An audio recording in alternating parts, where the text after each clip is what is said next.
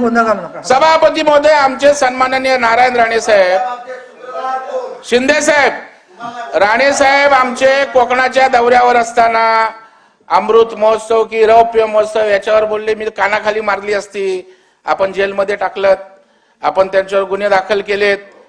मग या राज्यामध्ये सरकार म्हणून सर्वांना न्याय एकच पाहिजे।